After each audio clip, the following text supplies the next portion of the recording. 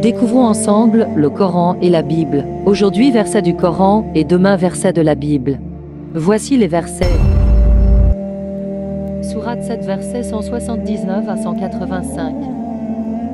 Et raconte-leur l'histoire de celui à qui nous avions donné nos signes et qui s'en écarta. Le diable donc l'entraîna dans sa suite, et il devint ainsi du nombre des égarés. Et si nous avions voulu, nous l'aurions élevé par ces mêmes enseignements. Mais il s'inclina vers la terre et suivit sa propre passion.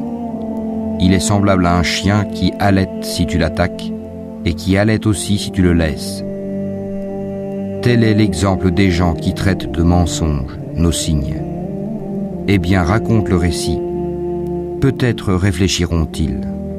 Quel mauvais exemple que ces gens qui traitent de mensonges nos signes, cependant que c'est à eux-mêmes qu'ils font du tort. Quiconque Allah guide, voilà le bien guidé, et quiconque il égare, voilà les perdants.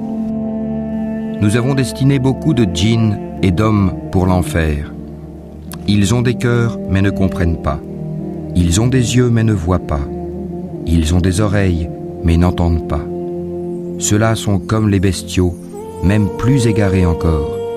Tels sont les insouciants. C'est à Allah qu'appartiennent les noms les plus beaux.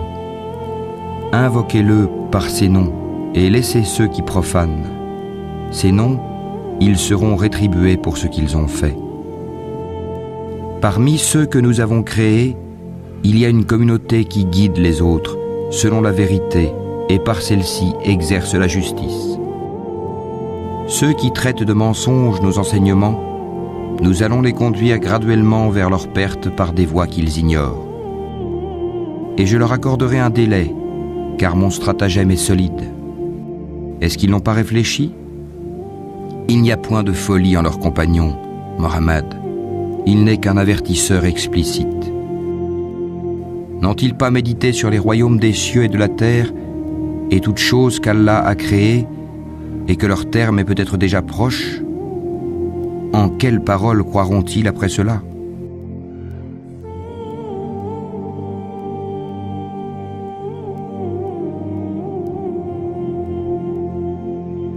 Unissons-nous avec un Dieu créateur qui nous a créés et qui nous entoure en permanence, car il est omniprésent, omniscient et omnipotent.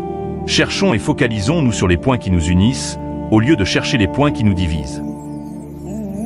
Jésus et Mohammed. Pas de comparaison, ni de distinction. Eux deux et comme tous les autres envoyés. Noé, Abraham et Moïse, etc. Eux tous ont été choisis par Dieu pour la même mission. Appeler les gens vers Dieu et faire la volonté de Dieu, voilà leur mission. Grand respect aux 3 livres.